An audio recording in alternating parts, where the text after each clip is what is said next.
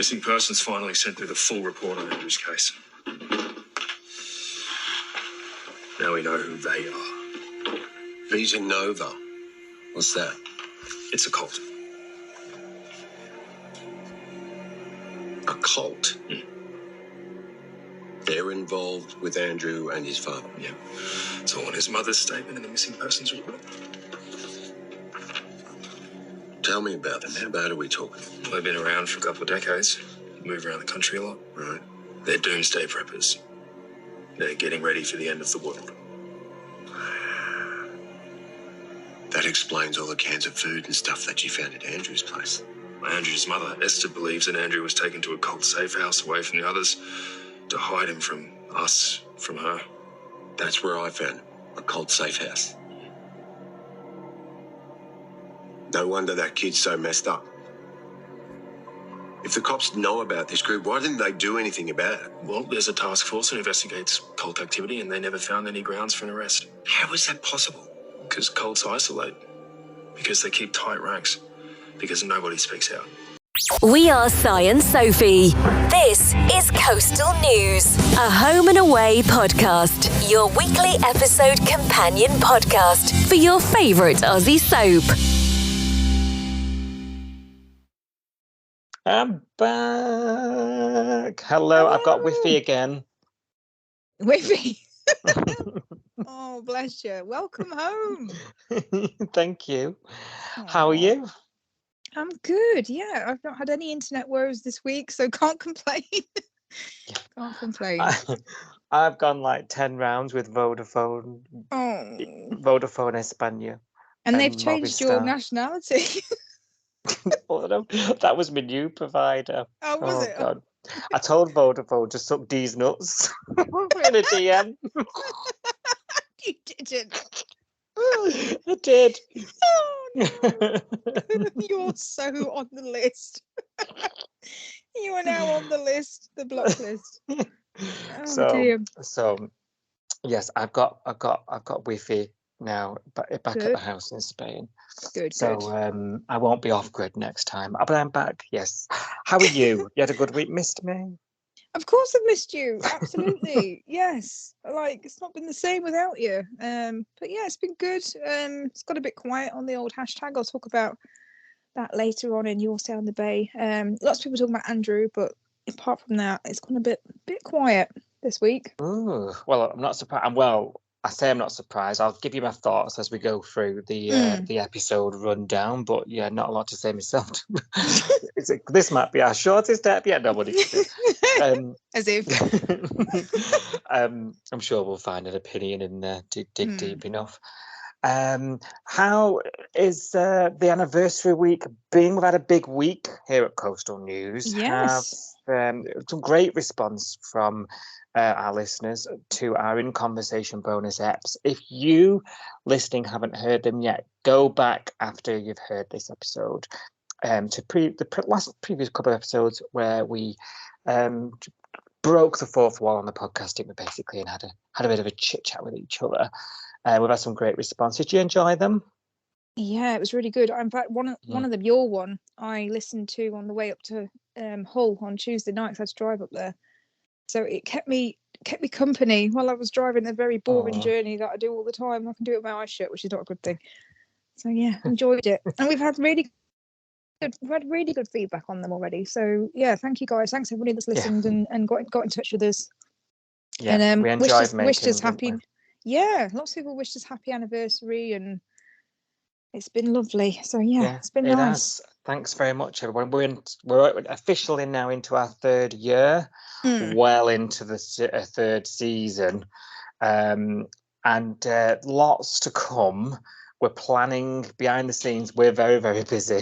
Podcasts to listen out on our socials for more news coming soon about what's next. That's a bit teasery, isn't it? That's as cryptic as a first look too. It is. Getting used to it now. Must mention Inside Soap Awards. Sophie got some noms. I voted. I might have voted for Logies as well.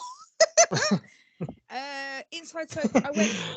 I don't watch home. I don't just watch Homers. I watch EastEnders and I watch Corrie as well. Occasionally, I watch a bit of Hollyoaks, but don't very occasionally, like once or twice a month, I watch a bit of Hollyoaks, if nothing else is on. So for me, Corrie I've totally cleaned up this year in terms of the UK soaps. So loads of my votes went for the Corrie lot, and then obviously I voted for the Home and Away lot for the daytime soap. Yeah. So, and I think I voted for, I can't remember who was nominated out of the categories now, but I think I voted for Flick and for the other one. There's I got an Ada, email. isn't there, and Matt? Ada, Yeah. Matt. I have not voted yet. I'm going to do it after this recording. Okay. So I'll remind you. I'll remind you of the nominees.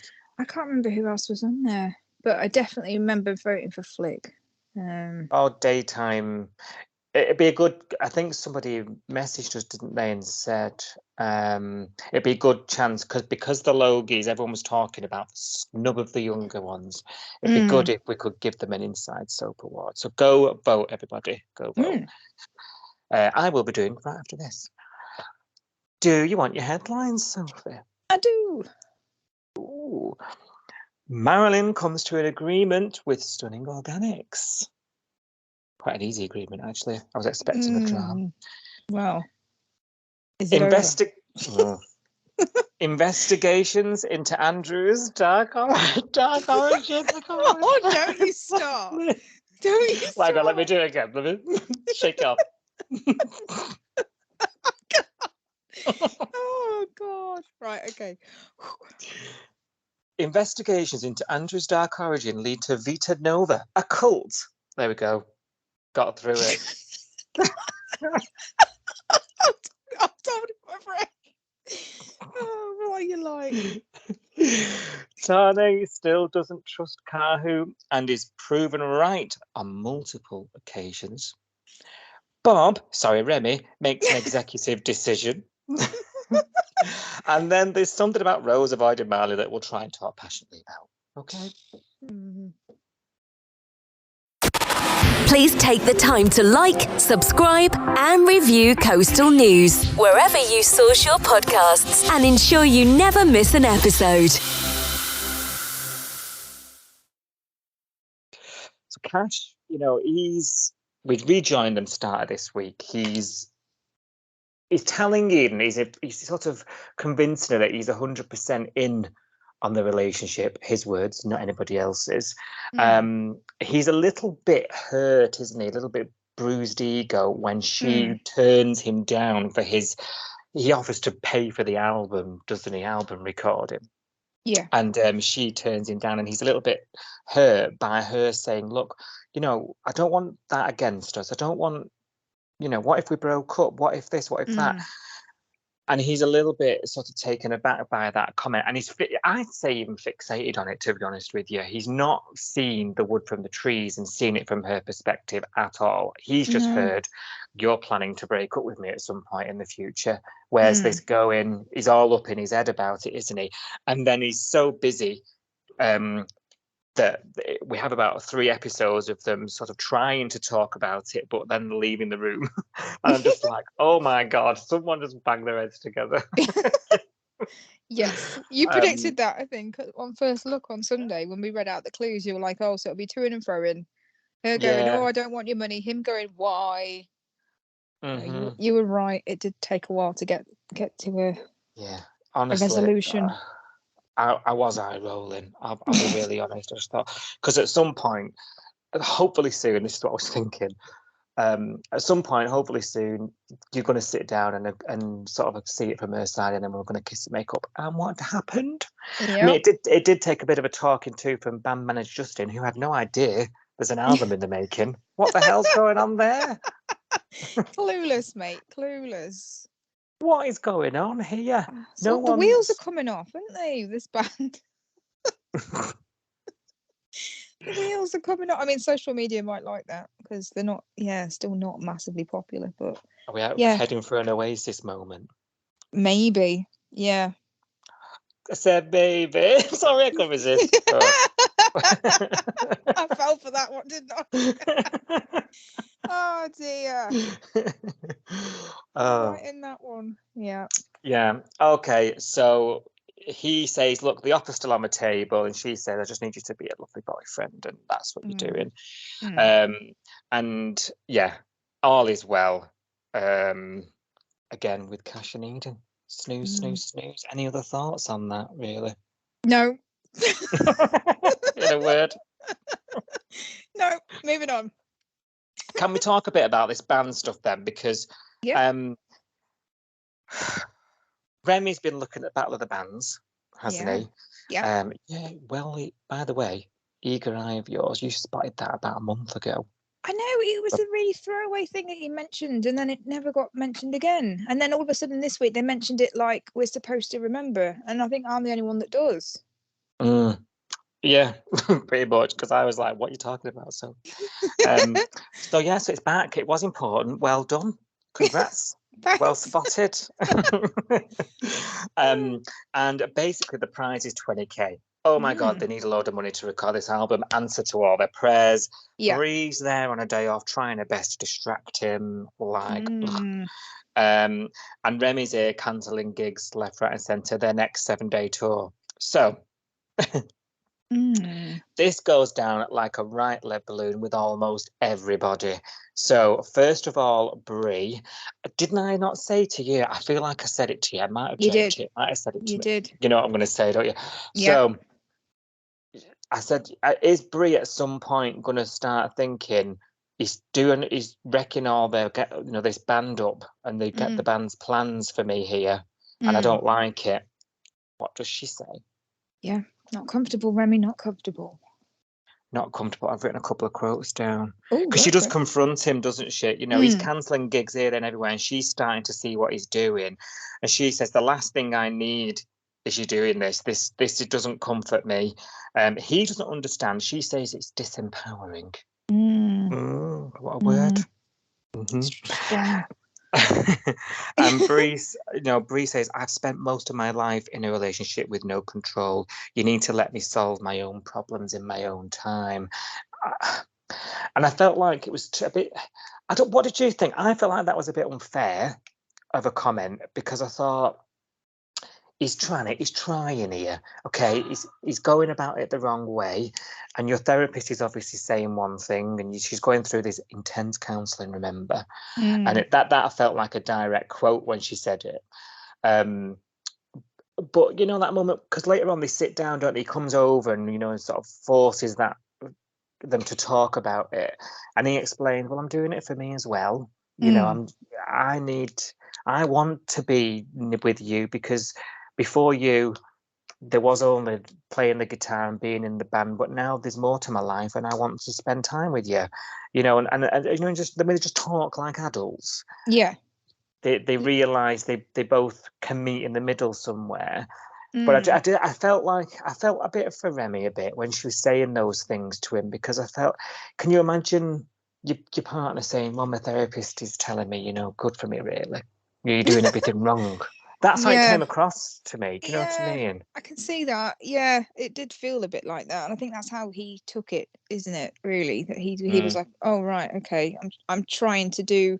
I think what he's doing is he's overthinking everything. I don't blame him, because last time he went away and he came back, she was really weird with him for a couple of days and like avoiding him. Yeah. So and now he's like, oh, I can't do that again. I can't, because like I think I said to you a couple of weeks ago, it's exhausting. Like he's constantly having to like talk around, like find out what's going on in their brain, and every time they think they're getting like 2 steps closer, they actually end up 4 steps back again. And it's like it's getting that cycle of, they get together and then they go, and then she goes and runs off, and then they get together and she runs off. Like it just seems to be like a pattern that they, like a vicious circle that they keep going round. So I can't blame him for thinking, I don't want to keep getting on this merry-go-round, so I'm not going to keep doing the same things. I'm going to change it and make a different outcome happen. So I won't go away, because that's what made her triggered last time. So I'll stay close. I'll do the album because I want to do the album. Treaded on eggshells. Yeah, and then I think because of that, he's overthinking everything, and he's not talking to her, because I think he's probably afraid that if he talks about it, she'll shout at him and shut him down, because she's done that a couple of times as well. Like, he's tried to ask her how she feels about stuff, and she's got off, she's run away again. So I don't really blame him.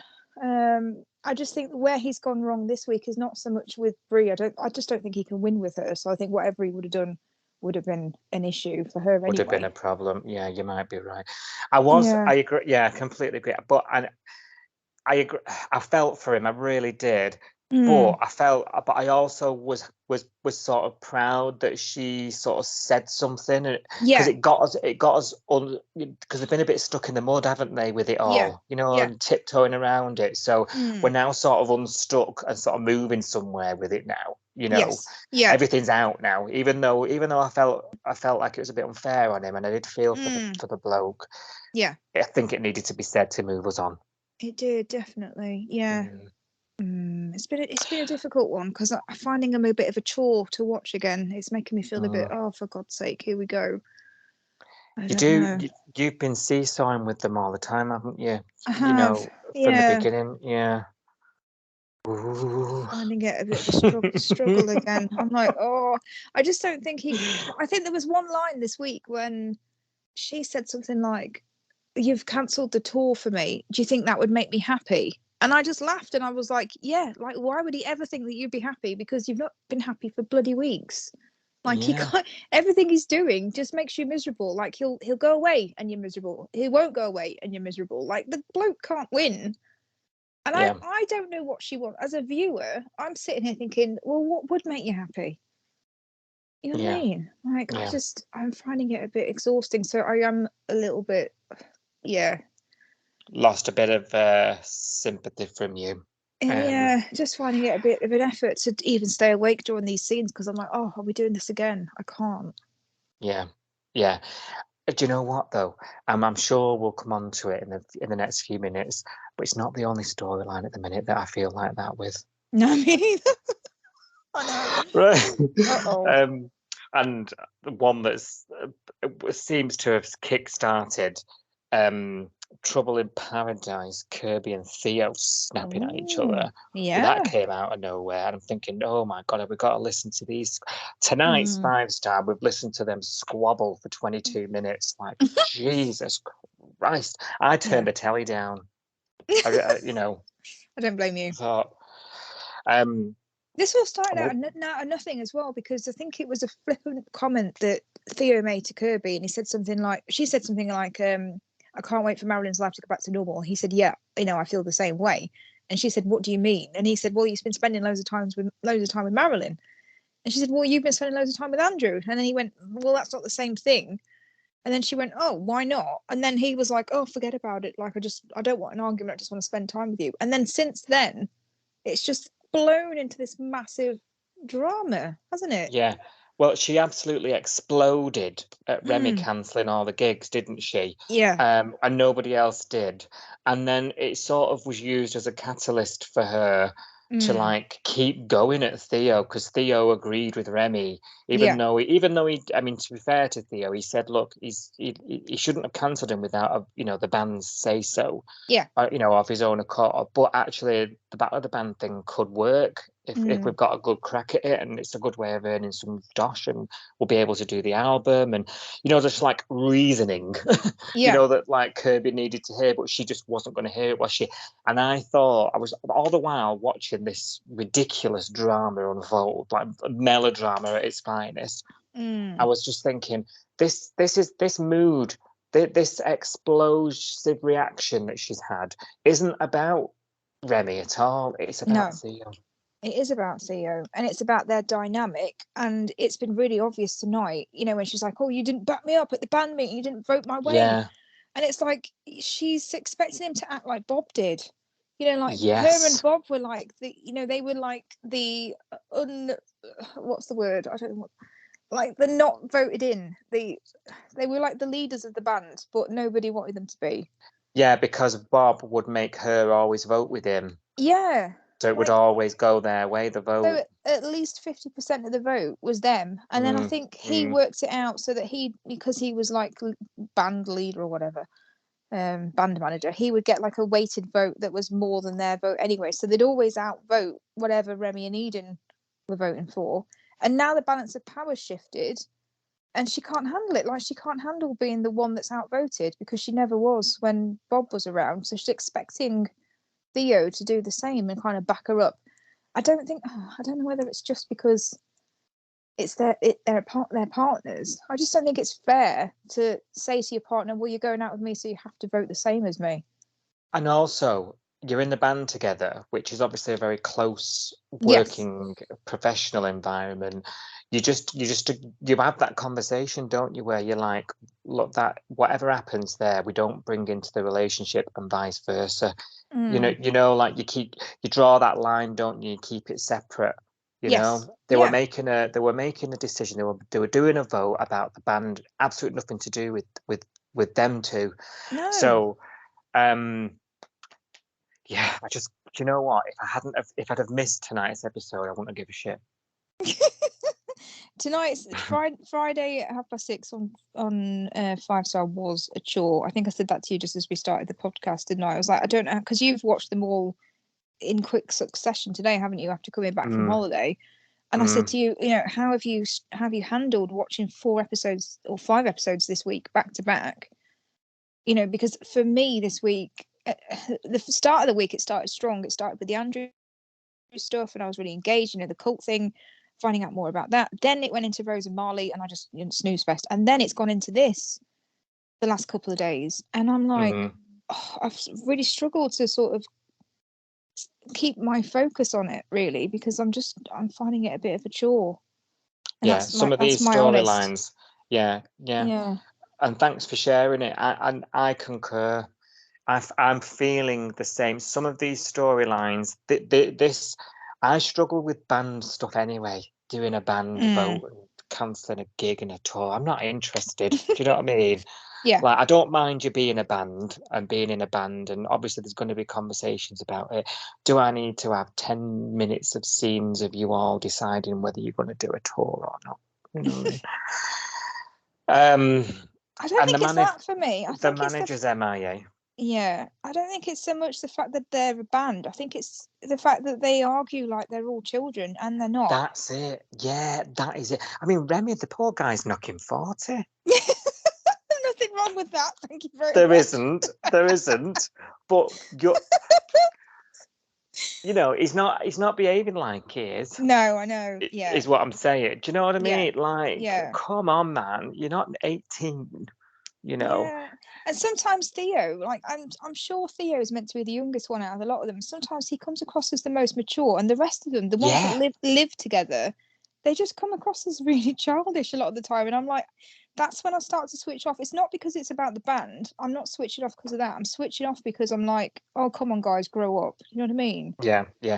There's them, there's that, there's Brie, and I'm like, hardly even notice she's there. Yeah.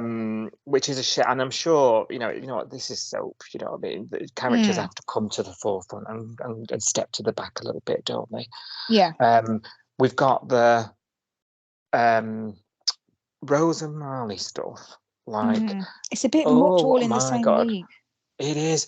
Rose and Marley, I mean, we'll very, very quickly, whilst we brought the names up, scoot over it. She's avoiding him. He calls her out, gives her his schedule, and says, well, now you know how to avoid me, which I actually laughed at. I did love it. I thought that's quite passive ag, and I quite like it. She's humiliated, eating dry cereal, and then they make up. Anything else? Like, how ridiculous. Yeah. Not Xander only that, caught in the middle. Yeah, and Rose is behaving like a lovesick teenager, not a headstrong local policewoman keeping the community safe. Absolutely. This is what and Xander tells her that. Yeah, this is what wound me up, because I think I texted you and I was like, I think I said, I don't think you'd seen it yet, but I think I said something to you by text. I was getting really annoyed with her and her immaturity, and I kind of find it hard to weigh her up sometimes, and this is why I find Rose difficult to fully engage with a lot of the time, because when she's got a uniform on and she's doing the cop thing, she's really headstrong and really like, oh, I'm gonna go and do this, like, she's like a bull in a china shop, and then Yeah. outside of work she's like this sort of lovesick, oh I can't, like cringy awkward teenager, you know, ringing her brother up when he's at work and going, I need to talk to you, I've just seen Marley, oh it's so embarrassing. Like, no, just I can't, why? I just don't understand. I'm lost. Ducking and diving behind tables and walls and stuff. I'm thinking, Yeah, just grow get up. real. Yeah. Yeah. I'm glad I'm not on my glad I'm not on my own. This is sounding really negative, this pod, but you've got to speak the truth when you think something's not working, haven't you? Do Yeah. you know what I mean? You can't sit and pretend you're enjoying everything when you're not. No. And there's loads of stuff I am enjoying, which we'll get onto, but I think this week it has been very heavy with annoying couples having annoying arguments, and I'm not here for it. No. And this is a common sort of analysis or a common criticism of the show in this age group, in that they just, you know, this age bracket of the Rose and the Marleys and the Macs and the, you know, and they all just sort of make up, break up, make up again with somebody else, break up with them. And you can, it's sometimes it's valid criticism, because when you've watched weeks like we've just watched, you're just thinking, this is just a load of nothing, really. And I think it, you know, Rose and Marley particularly are just a couple you and I haven't been feeling. We've been very honest about that, and therefore you're completely switched off, you know. If it was a couple that you had, you know, an investment in, that there was chemistry, that we felt was going somewhere, that we could get behind, we could maybe even ship, you know, you've got a vested interest in wanting it to sort of wanting that reconciliation.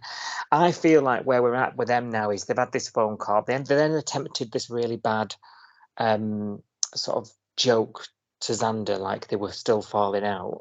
But they weren't, which to me didn't really land. I don't know about you. No, I didn't laugh.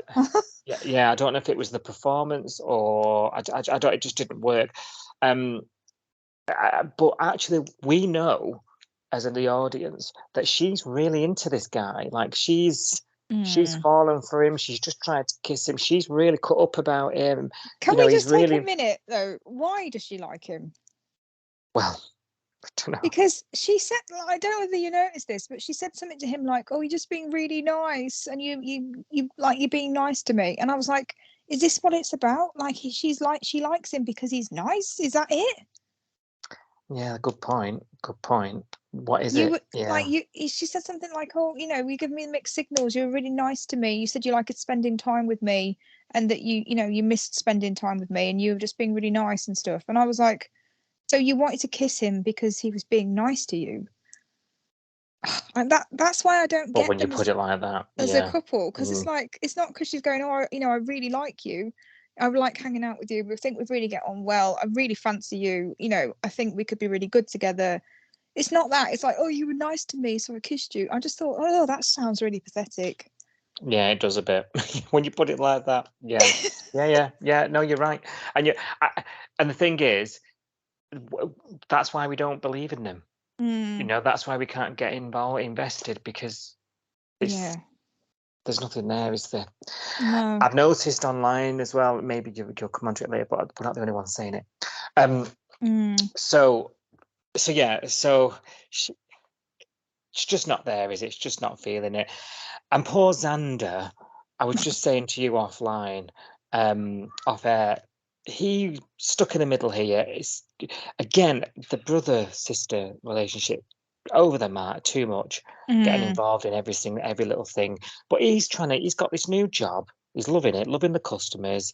He's getting an absolute hard time because Mac's come in when she should be off, you know, recovering from Gabe, and she's for some reason she's taking it out on him, and she's being an absolute witch. So he's got all that going on with her, and she's knowing that he's at work. Rose is ringing him, texting him, SOS, I need you, knowing that he's at work, and that's causing him loads of trouble with Mac at the same time. I'm just thinking, it's selfish. It's really, really selfish. Yeah, Absolutely. And Max says it doesn't constitute a crisis. no, and it's just so childish. Like we said, it's that, are you a strong, independent cop, or are you this cringy, awkward teenager who kissed somebody and can't get over it? It's just really weird. It is. And we said it's been a week when Sandra's like the best one. What do you think of that scene where he goes in the stock room and he catches Mac in tears reading through Gabe's old text messages? And they have this moment. I mean, it takes them a while to get there, but they have this moment, don't they, where he sort of says, "Look, you know why I've got this job, don't you? Because of what happened with what was he called? Jamie, his Jamie, partner. YMCA Jamie." Chris's favorite character. And then they sort of, she never apologizes, but that empathy that he showed her. So I thought it was a nice scene, actually. I thought it was a lovely little scene, that. Yeah, it was, actually, because he didn't take it personally, did he? I mean, I think he was a bit scared of her after that, because obviously she was treating him awfully at work after that.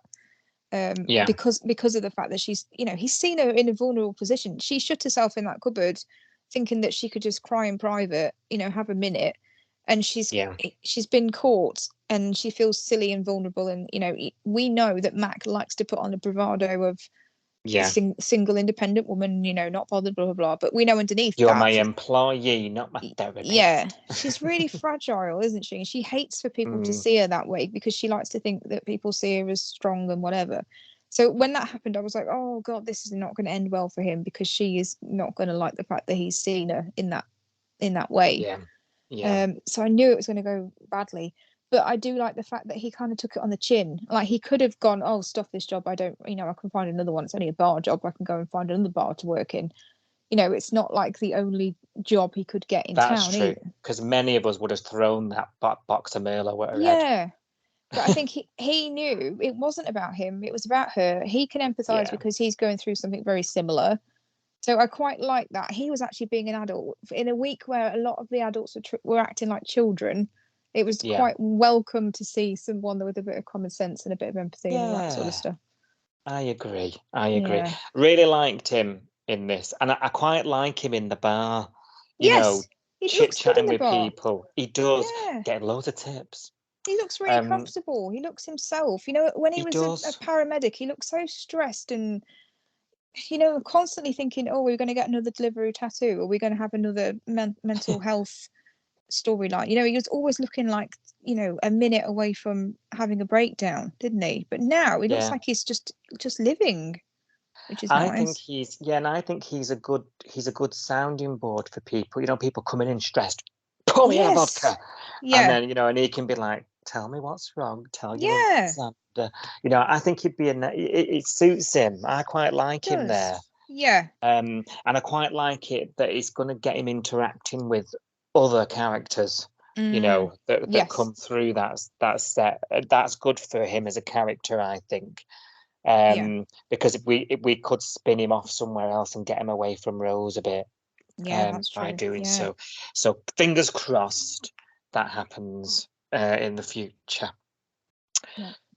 Right, let's get to it. Marilyn, she's on the phone to an exec at Stunning Organics, which I just lolled at, like you'd be able to do that. And Rue, she's Power Rue, Rue, she's online, she's getting all the comments on the forum, isn't she? This campaign to get other people who have suffered from reactions and God knows what, all to fight the cause of the big bad corporate company, Stunning Organics. So we find out there's NDAs. Alf says these grubs can't get away with it. I love that. Grubs. These grubs. There's labels peeling off and all sorts of these products. I mean, this is all just coming to a squeeze. This is all just coming to Yes. is mad. That little confab around that table, that was a lot of information to take in like 5 minutes, wasn't it? You know, Definitely. we've got all this evidence, we're writing this email. Oh, hang on, Darl, what's this label? Squeeze. You know, there was a lot of Gerald's told us all this stuff. Gerald from the surf club. Calm down, I'm making notes here. I know, I was a bit like, hang on, I'm trying to tweet. It was a lot going on, but good, because this storyline needed a push, didn't it? Because I couldn't have another week of well, at this point it needed a push. It didn't end up going the way I wanted it to, let's be honest, but yeah. Well, you and I were saying on First Look last week, a perfect resolution would be, let's get this resolved now. Let's slap Marilyn with an NDA. Let's wipe it all off and say we'll not talk of it again, right? And I thought that's where we were going, right till the very end.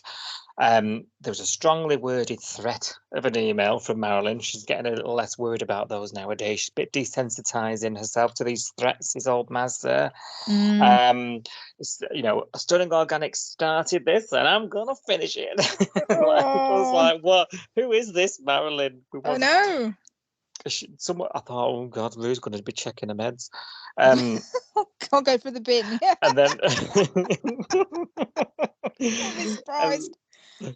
And then some agonising days later, she gets an email saying that she's been released from a contract, debts wiped, I'm free. And then a courier gets sent round to pick up the boxes. And I'm thinking, yes, Maz, get them boxes out of Irene's lounge room pronto. But then she refuses the pickup and says, no, if they're just going to go to some other sucker, you're not having them.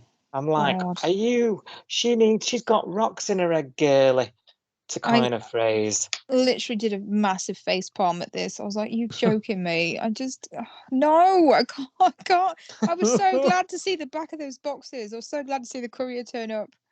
And then when she was no, you can't have them back. I was like, are you joking me?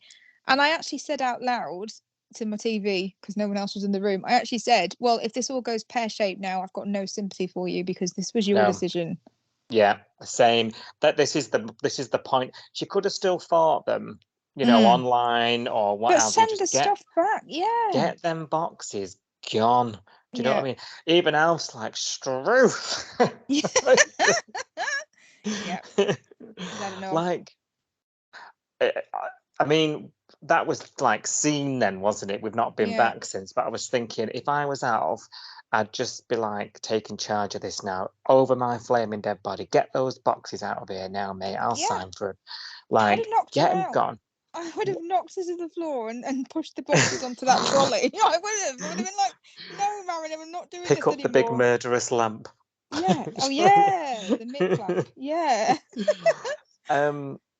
What is she playing at? Like, what she's now still got this problem of Irene's house looking like Amazon HQ. Yeah.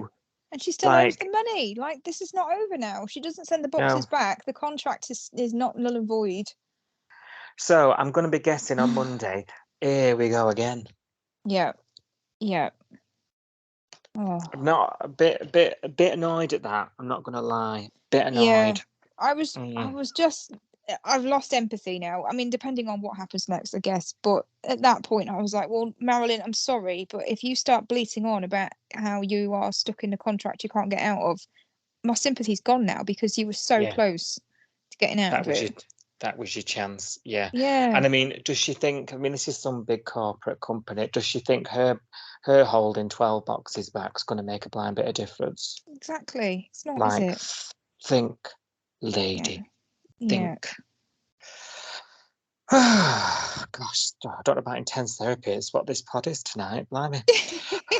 Now, Justin's been filling Leah in on Andrew's disappearance and his mum, etc., etc. And he says, like, he seems more settled when you're about. You know, because she's back now. Yeah. And they're trying to crack his memories out because you remember Ted. You know, in this picture, and he quickly remembers the picture being taken, and then suddenly remembers who took it. Yeah, where were you at the time? And I can't talk about. I'm not allowed to talk about it. I was a little confused at this, but I'm thinking, can he remember? because they're treating as it like they're trying to crack some memories from when he was 4, which is Yeah. difficult for any of us, really. Yeah. And or does he remember entirely, but he's not allowed to talk about it, and he's just sort of saying, "Don't remember." Do you know what I mean? I was a bit Yeah. like, what is going on here?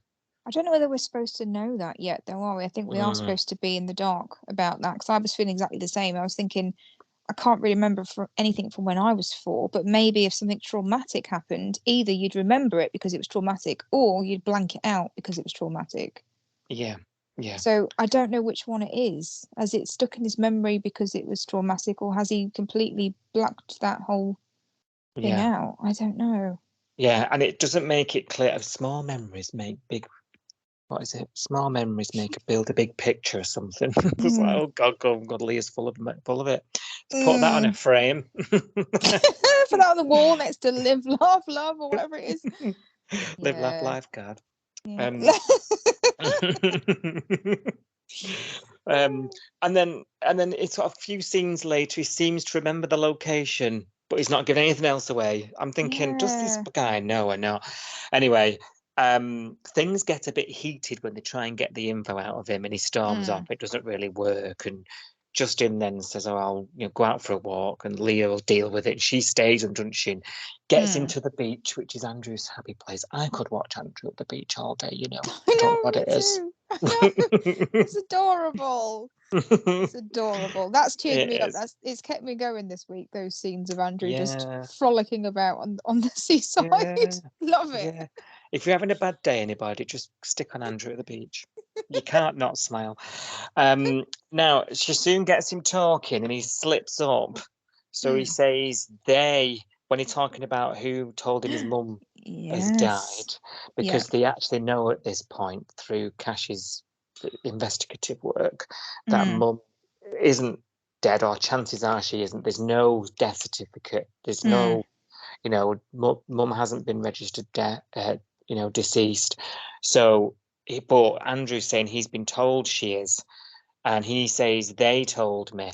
And when she presses him on who they is, he gets a little stressed about it, and shuts down, doesn't he? Now later on, Cash comes over, and we learn, he gets it out of him, that Dad used to have visitors and conversations with strange men. Don't. I know where you're going. Don't go there. Oh no, this was funny. They used to send him to the backyard while Daddy speaks to this nice young man. Yeah. Oh dear. Yes. Bit odd. Really odd. Don't really know why we were told that information. It's obviously going to be important later, I think. Yeah, but he says, when he's asked, if it's put it in the bank for later, we might need it. And when he's asked about it, what did you hear? What happened? He said, you never ask questions, and you are asking too many. Cash then has a massive lead and quickly finds out it's a cult of doomsday preppers called the Vita Nova. And that's why Andrew's house was full of water purifying tablets and tin food and no electric, and they're prepping for what is it they're prepping for? Some sort of chemical end of the world? I think it's end of the world. I think doomsday preppers, they usually have like bomb shelters, don't they? And it's full of like tins that will last you for years, and to try and basically survive whatever is the end of the world. Isn't it? Now we are still talking about Home and Away. This just sounds completely nuts. But you and I have been so excited about this because when we got a whiff that there'd be a cult storyline, because nobody can do a cult like Home and Away can do a cult, can they? True. Yeah. We love a cult storyline on Home and Away. Absolutely. I was quite excited. As soon as I heard the C word, I was like, whoa. We've had like at least 3, haven't we? Or maybe 4. I Yeah, can't remember now. yeah. It's We've a had at common least thing in the 3, Bay. and they Mhm. are usually good storylines. Like they stand out when you think about Homers of the last 35 years. You do remember the cult storylines because they were Yeah, so over the top, mega yeah, drams, just all the stuff I love. I know a lot of people aren't fans of that sort of mega drams, and they prefer the family stuff. But this is the stuff I live for. So yeah. I am really excited for this, yeah, especially as in the past when we've had them, they've been quite long stories. yes, A lot of twists and turns. yeah, I am looking forward to this like nobody's business. yeah. And I'm so happy about this. So happy. So we don't yet know how Andrew's connected to Vita Nova. Mm, What his sort of relationship with it. If we know he's not allowed to talk about them, and he's quite scared about it. And all he says to Leah, I wish you were my mum. And Leah's sort oh, of heart melts. And we're yeah. thinking, yes, Leah. Now, this is interesting Mm, because Leah sort of floats the idea of being Andrew's guardians almost without so much as saying it. yes. So are we having some fostering that people want here? Like, Oh, you said the F word. The F word has been sorry, all, sorry, all sorry, sorry, over. sorry, sorry, sorry. The F word's been all over social media this That's week. it. Oh, Yeah, because we know obviously the hashtag for ages, years now, people have been saying bring back the school, bring back fostering, bring back docs, bring back, everything. Pippa and Tom and all the roots of Home and Away are these fostering storylines, aren't they? And Summer Bay House yeah, being full of kids, there being a school, etc. So people are absolutely lapping up this storyline, and again, it's resurrected that whole bring back the school, bring back fostering. Everybody yeah. on you can't move on social media for these comments.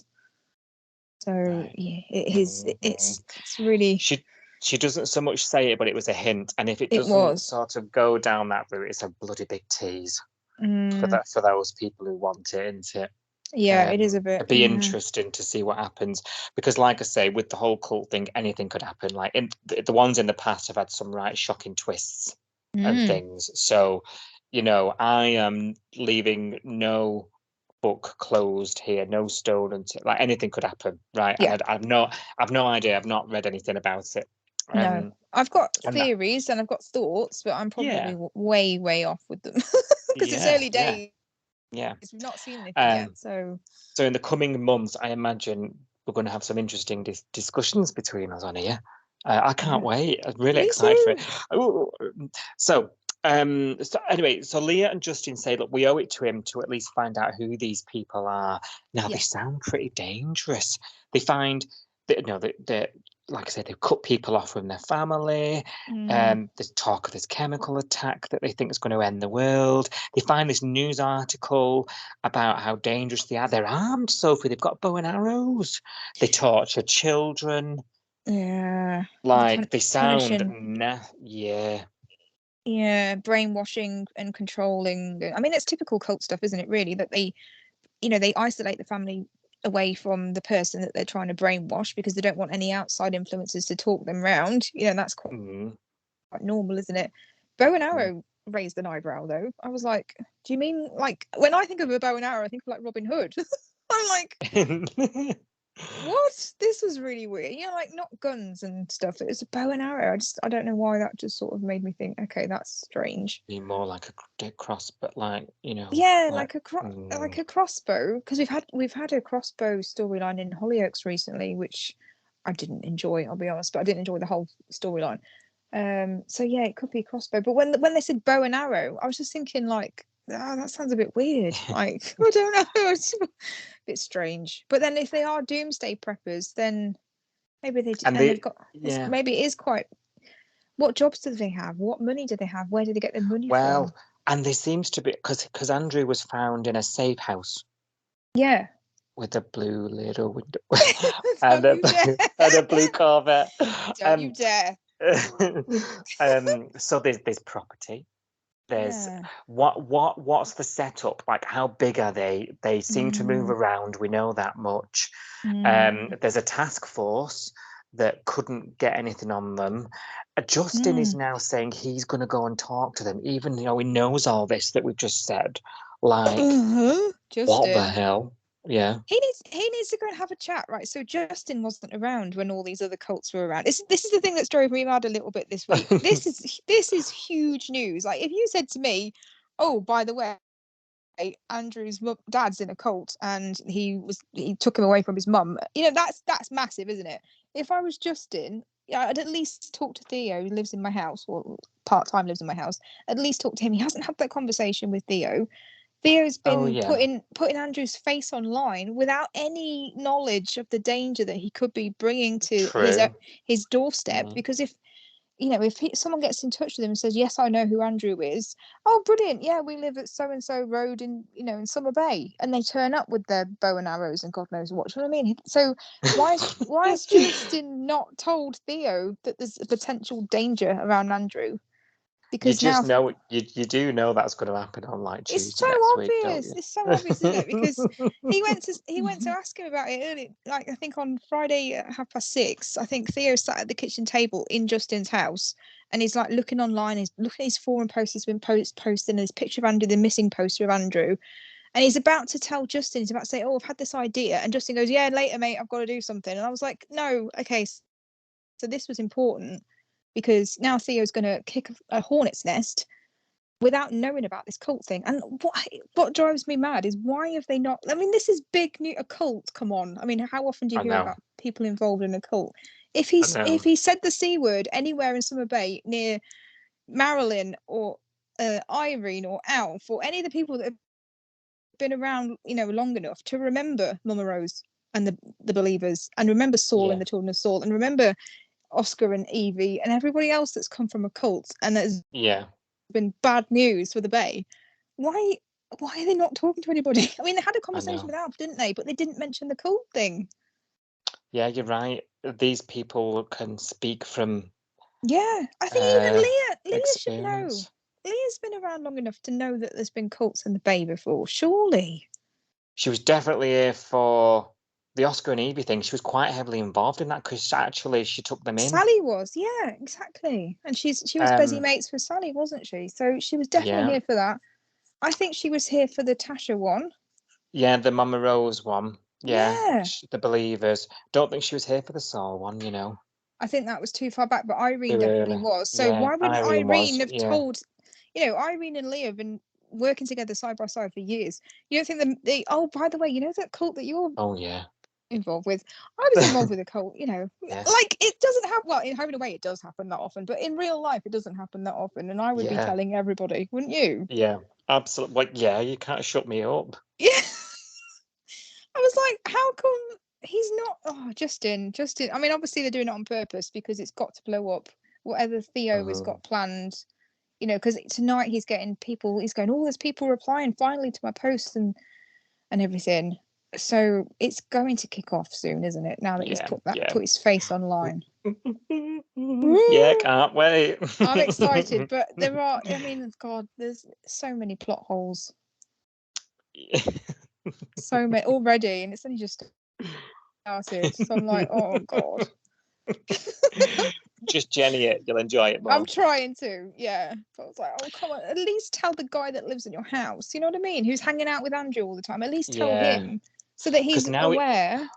It's funny you say that because he's now receiving messages, isn't he? Did you see that tonight? Was that tonight? And someone saying they have information, and he's showing it to Cash, isn't he? That's where we're up to. He's showing them. He's turned the messages over to Cash. Now, is that so? That's gonna be someone from the cult, isn't it? Do you know what I mean? It's got to be. It has to be. Because otherwise, we would have had Theo in the know about the cult already, wouldn't we? Yeah. So Theo's walking into a right dangerous trap here, as you say. Yeah. Crossbows and all. Yeah. Just got this vision of this like army of crossbows coming over the horizon. I've got this vision of a load of people in Robin Hood outfits turning up with bows and arrows. So I'm like, what? I'm seeing like the Prince of Thieves in my head, with Kevin Costner.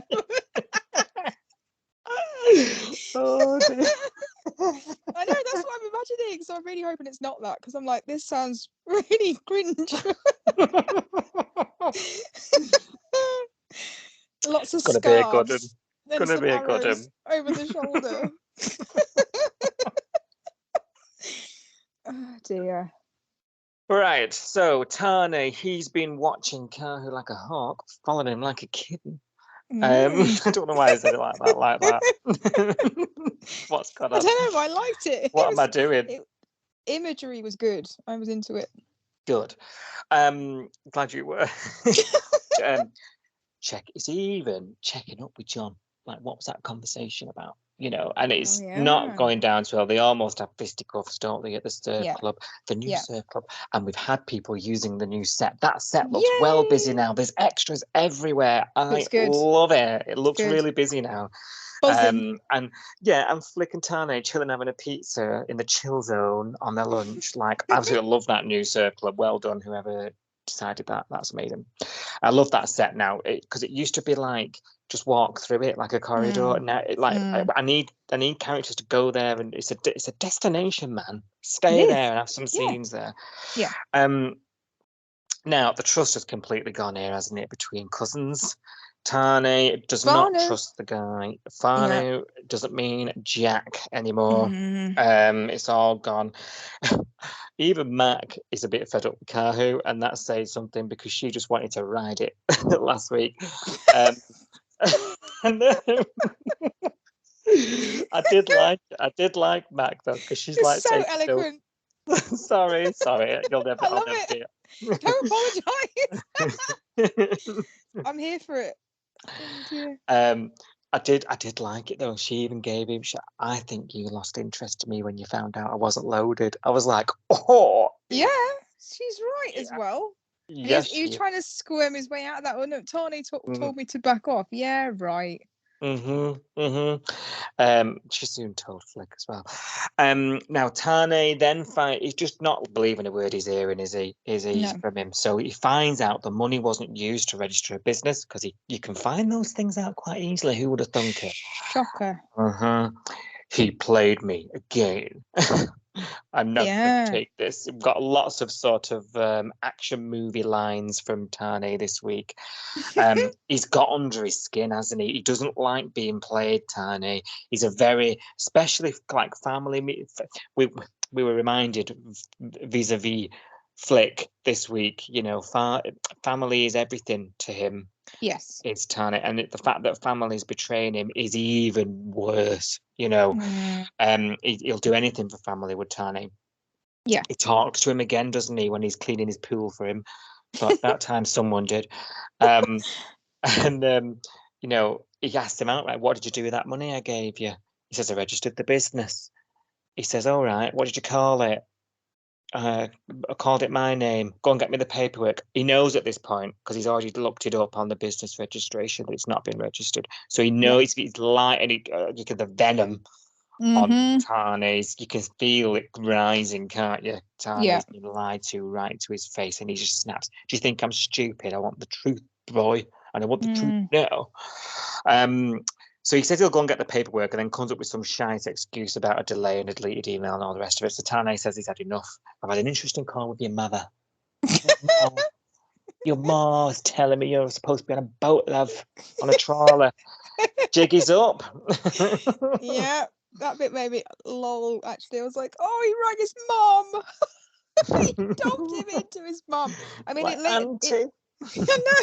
it later transpired, because I thought he'd rang his mom and told his mom the whole thing, and like, he's here and like he's stolen money off me and blah blah blah. But he didn't. He was actually he did him a favor by just. It sounds like he just called his mom up and said, like, "Have you spoken to Kahu recently?" And she's gone, "Oh no, he's out on a trawler." And he's gone, "Oh, okay," and then hung up. He's not told.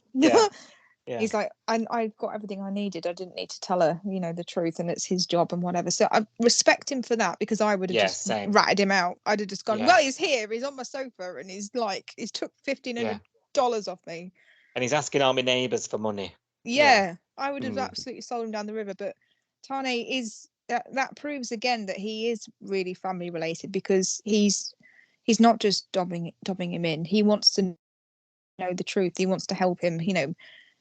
he is still giving him the time of day, because that proves that he still cares about him, because if he didn't, he would have Yeah. just dobbed him in. So Yeah, absolutely. yeah. He's got a lot of what's the word? Loyalty. He's very Yeah. loyal, isn't he, Tani? It's integrity, even isn't it? yeah, that's it, integrity. Even if he's really, really pissed with you, you know, he's you know, and you've even It's after what still Kahu's fair. done, Yeah. absolutely. So you can't ask for more than that, you know. Yeah. So he does sit him down and he hears him out. Not a lot of people would even have time. They'd have just turfed him by this point. So he gives him the time to explain, and he says, in a nutshell, he borrowed money from his mum. The boat sank. A lot of money. 50 grand, was it? 50K. Mhm. That's a lot of money. I don't know how loaded his mum is, but I think I anybody don't believe it, you would. know. Do you not? I believe he borrowed the money, but I don't believe this story about the boat being at the bottom of the harbour. No, I don't know what, because he's such a liar. I don't know. I was having this conversation with I think it was Julie on Twitter, because he's lied about so much this week. And you know, the last couple of weeks, I don't actually know anymore what is the truth, what I'm supposed to believe. So yeah, if we are supposed to believe that he really did spend all this money on a dodgy clapped out boat, which he couldn't insure, it, you know, the engine was duff, it sank by the sounds of things, and all the money's gone because he spent the whole lot on this boat. But then to me, he's saying that like he says everything else. So I'm like, I don't think I believe it, but am I supposed to? Is this actually the truth? I think exactly. And the thing for me that doesn't give that story validity and that puts that down, and I think it's the reason it might be doing it to you too, is because he's scamming other people to fund that lie. If that's a really awful thing to happen, your mum's remortgaged her house and you know, and give you this money, and I can't let her down. I can't tell her. But actually, if your mum found out that, you know, the reason you can't pay her back and you've lost the money is because the boat sank and it's all been a right tragic accident, that is better than your mum finding out that you've gone around trying to scam money out of people. Literally slept with one girl. Yeah. Your own cousin, and you misrepresented some money that you wanted off your own cousin. I mean, what did he think? Because it was only 1,500 Tane gave him to enroll at TAFE. Like, that's a drop in the ocean. Like, what is the game? What is the plan here? If that story is real, what is the plan? We then find out that he's just thought, do you know what? I'll use the company credit card. Do you know what I was thinking? Did I say to you, you know, when he got this job at the gym and he was, sorry, I'm like, my mind just, an idea's coming in now and I'm just saying it and I'm halfway through a sentence. I'm so sorry. No, it's fine. You know, when he got that job, yeah, and he's not qualified, so he's on the desk doing sign-ups. I'm thinking, has he been skimming everybody's cards? Oh, You know, like the God. members. Yeah, maybe. Oh, Like, that's a how point. much Yeah. is that going to come out that he's been skimming everyone's cards? Well, I think that's the And plan, isn't it? When you just said, like, what's the plan? 1,500 quid's a drop in the $1,500, sorry, is a drop in the ocean. You're right. But if the plan is to do that 50 times, then he's paid it back, well, hasn't he? there you go. Yeah. Yeah. There you go. And I mean, now he's on some yacht somewhere playing in the trailer for next week, isn't he? He's on a yacht having a nice day out on the company credit card. I loved it though, because Tane was like, I'm going to do nothing. He's on his own now. I've had enough. He's lying. I've had enough. I'm going to do nothing. One phone call from the bank saying there's some dodgy transactions. My other half was like, sexy ladies. I was like, don't think so. Oh dear. And he's the like, cheek of the guy. I mean, and he's like, I'm gonna go get him. Yeah, I don't blame him. I'm absolutely appalled by this. I mean, he's in debt up to his eyebrows. He's been found out as a liar by his cousin. He's had to come out and tell him the whole truth. His cousin's tried to be like, I mean, for someone who's lied to his face and stolen his money, I think Tani's been bloody reasonable with him. Yeah. But you know, and all he said was, you need to come clean. You need to tell your mom. You know, you need to like start sorting your life out, mate. You're in debt, and you need to come clean and face this. And you know, the first step of that is telling your mum, and then I'll support you and blah blah blah. He doesn't deserve any of that support at all. And what he's done, instead of doing the one thing that Tani's actually asked him to do, he's just legged it. Not only legged it, because that was bad enough, I was already annoyed about that, but then stole his credit card and treated himself to a little jaunt on a massive boat that he can't afford on Tani's money. I know, it's absolutely disgusting, isn't it? I'm appalled. It looks like he's taken all his possessions with him. It looked like he was bouncing, didn't it? Yeah. So the fact that he's on this boat, like, was he just going to sail off to another continent? Like, what was he going to do with this boat? He's going to nick it. I don't know. Honestly, don't know. I'm so appalled that he thinks that that's okay after what he's already done. I mean, okay, maybe steal the card and book yourself into the Travelodge for the night while you work out what you're going to do. But to book yourself a whole boat. Yeah. You know what I mean? It's like I know. so extravagant. It's just I know. got on my nerves. It's not a night in the Travelodge, is it? It's ridiculous. I'm so cross. I think a night in the Travelodge on the company credit card would have wound me up, but this is just so ridiculous and so extravagant. I'm just so annoyed.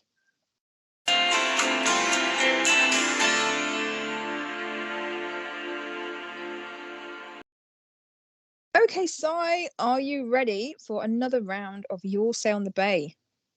Yeah, absolutely.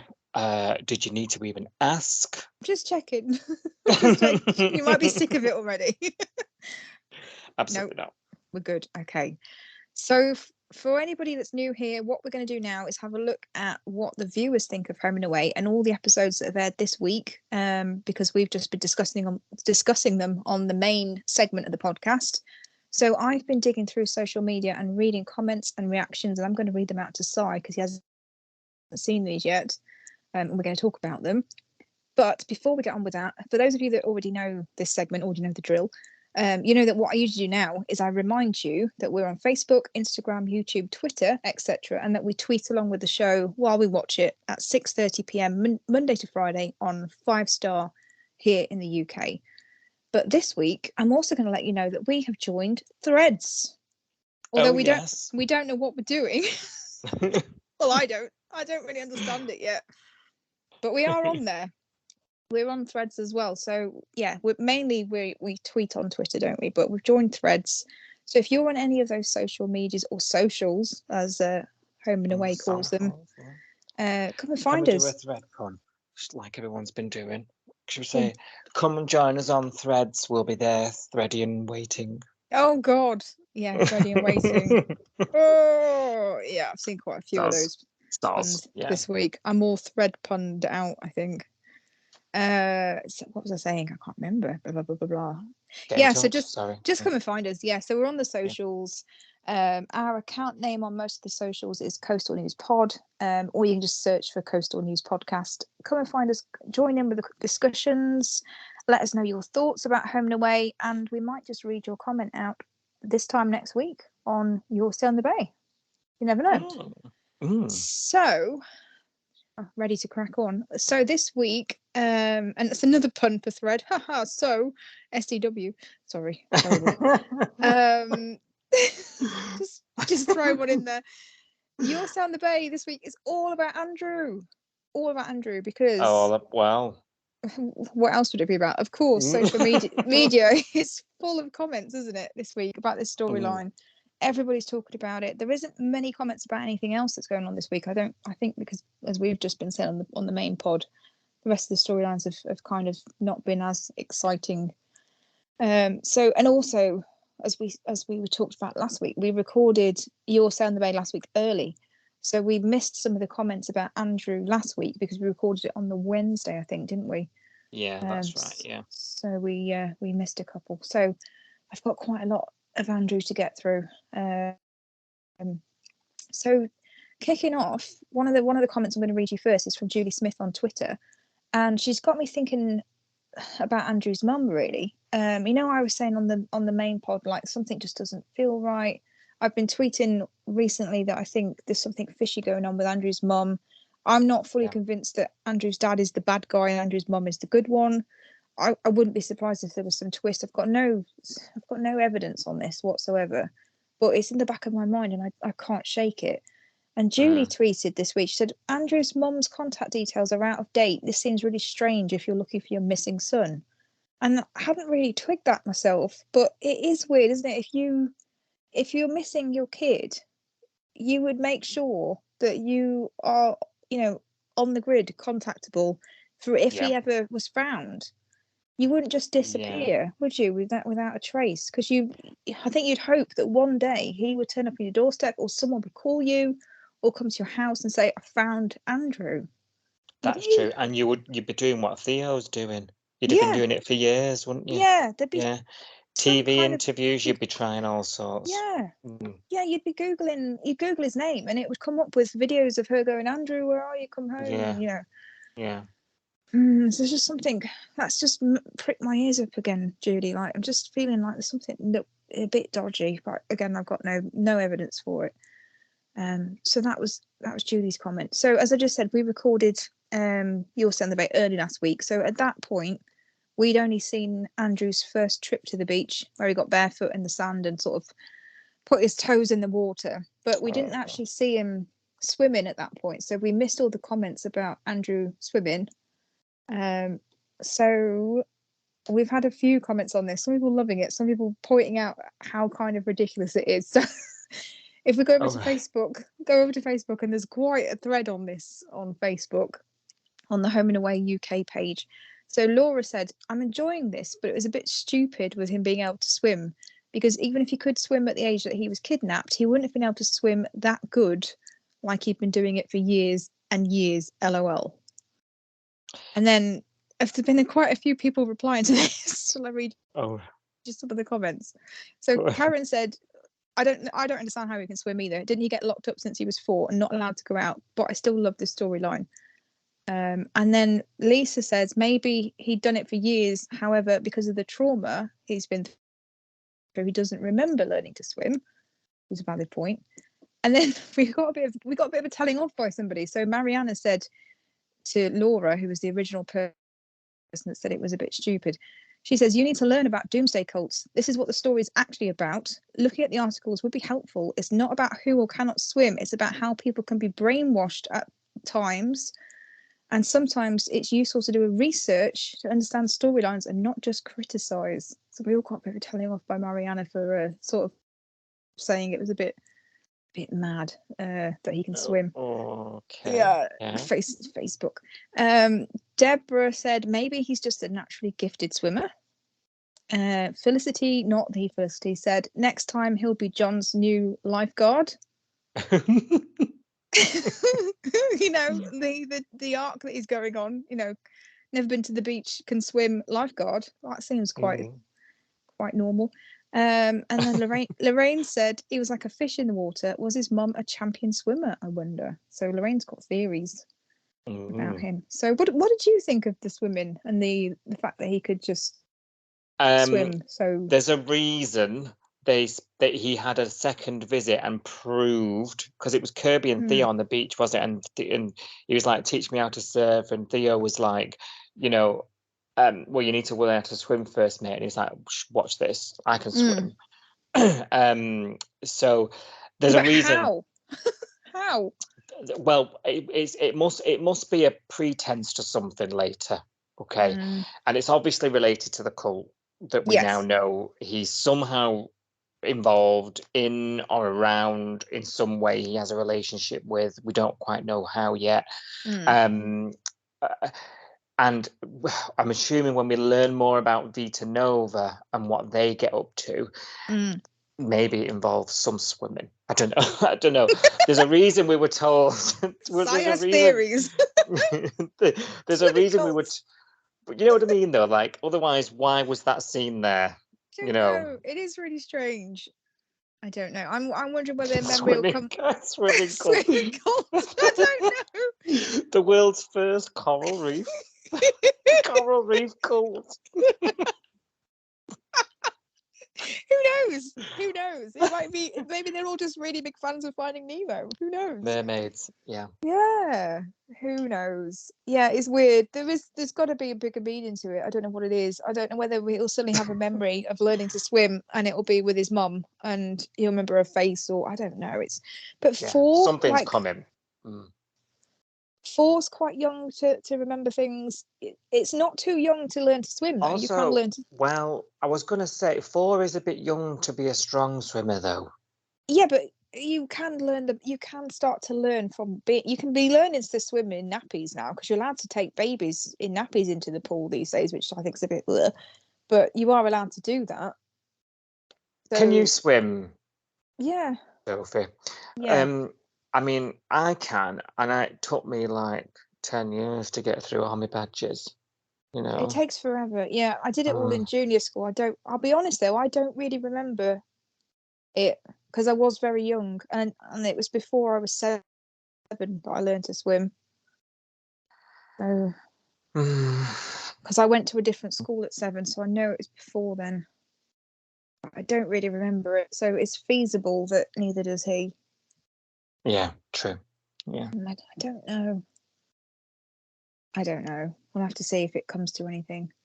So the swimming was a hot topic anyway. If you want to go and have a look on Facebook, there's like 54 comments about the swimming. So I just picked out a few. Oh yeah, I'll be having to read later. Another thing that people noticed was Justin's treatment of Andrew in general, but particularly when Justin was getting angry. You remember there's a couple of scenes where Andrew was not wanting to answer questions. You mentioned on the main episode, he didn't want to answer questions. He was kind of nagging at him to sort of try and remember this. Do you remember who took the photo and blah blah blah. So Sarah, I think she's got a good point on Twitter, said, "Not badgering people is a good rule of thumb, Justin, raised in a cult or not." And Sarah says this because do you remember when they found out about the cult and Leah found something online about how the kids were punished, like they were locked in a room without food or water if they questioned anything or if they acted out or anything else. And then Justin went, "Oh, oops!" He thinks that we're going to, do the same thing to him. So maybe we should back off and stop badgering him. So Sarah's like, "Well, yeah, you should just do that for everybody, not just people that have been traumatized." So she's got a good point, really. Yeah, absolutely.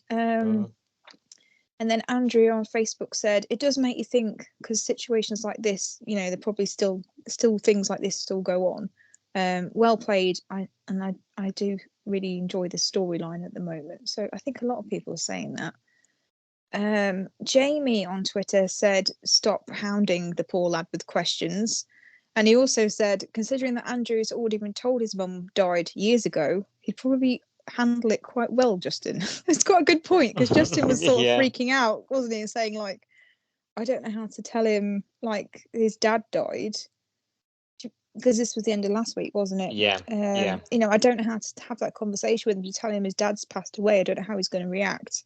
So Jamie was like, well, he's already been told that his mum died years ago, so maybe he'll be all right with it. I don't know. And that she's alive again now. How's he going to react to that? I guess. But I think Andrew knows more anyway. I think he does. Yeah, I do. Yeah. I don't know whether he knows from memories of being 4 or whether he knows from things his dad has told him or he's overheard. Because this thing about the men coming to the house. don't make me laugh. I won't come back again. Oh, I have to not laugh. He was supposed to not listen. He's supposed to go outside, but maybe he didn't. Maybe because he's a little boy. Maybe he creeped into the house and he listened and he heard things that he wasn't supposed to hear. And he's never told his dad that he knew them, and he doesn't want to tell anybody else. So there could be more stuff coming out. I don't know. Yeah. But generally, there were quite a lot of comments about Justin, and obviously people saying, "Oh, yeah, you can tell he still needs anger management. You can tell, where's his counsellor while all this is happening? He's taking it out on Andrew." So there was lots really of comments. Good point that because that seems to have been put on the right back burner. What's going on here?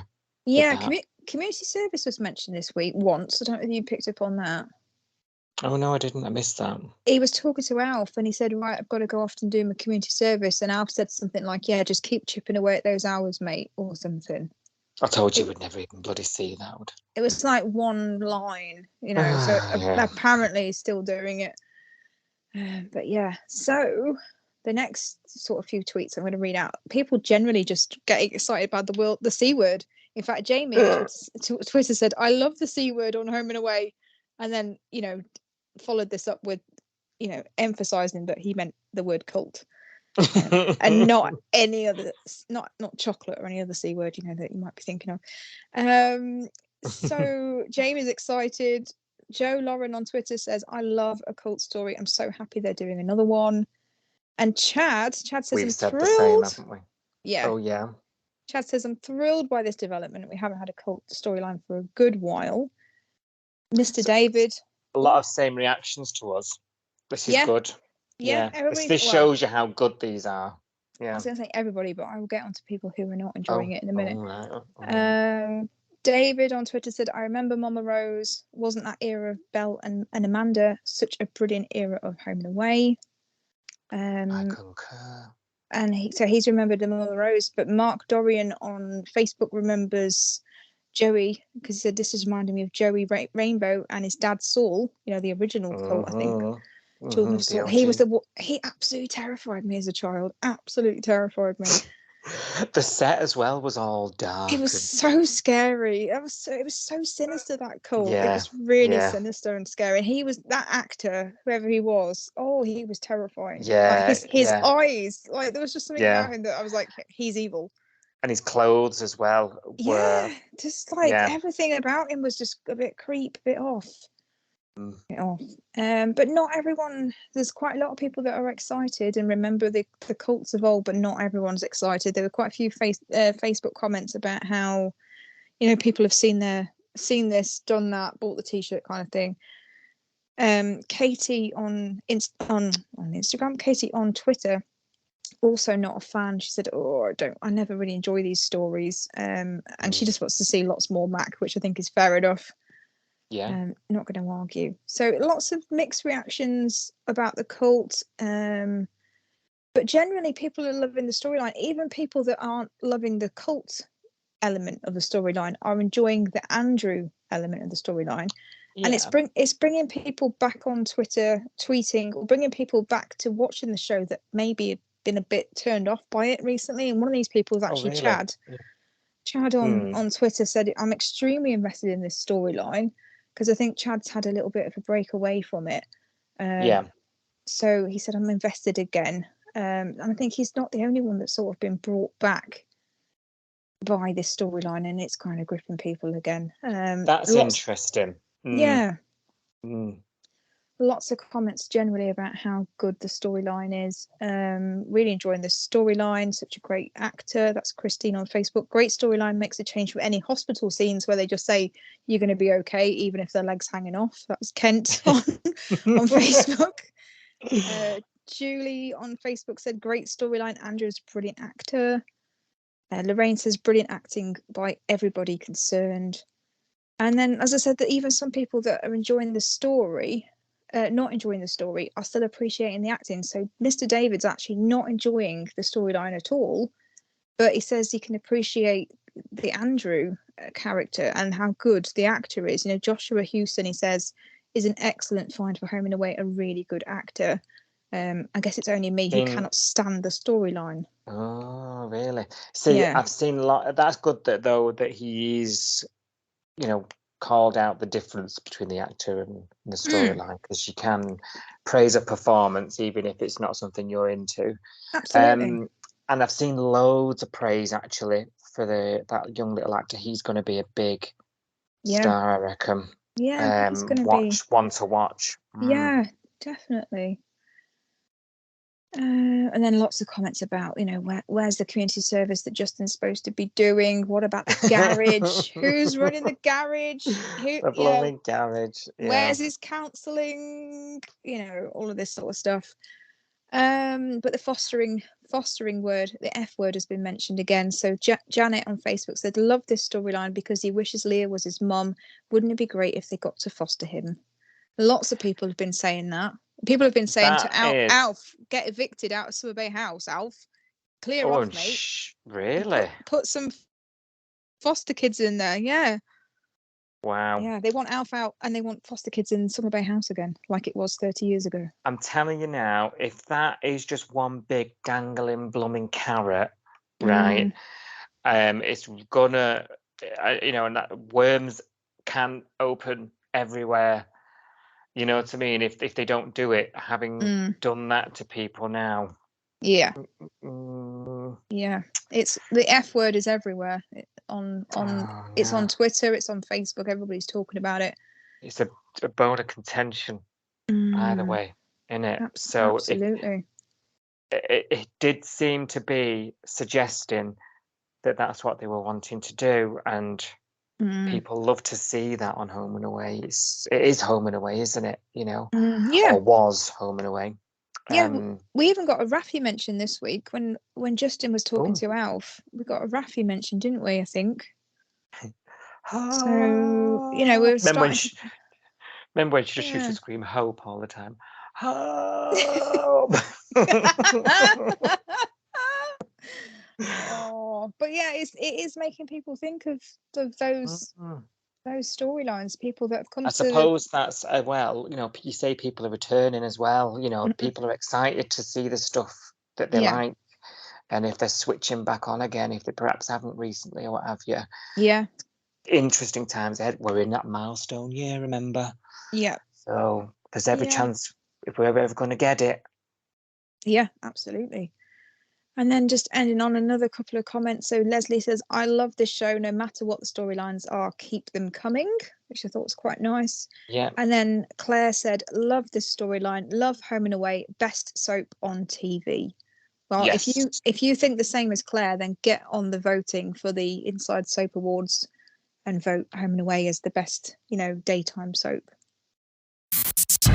Thank you for listening. We will be back with more episode discussion from Summer Bay soon. Until then, join the discussion online at Coastal News Pod.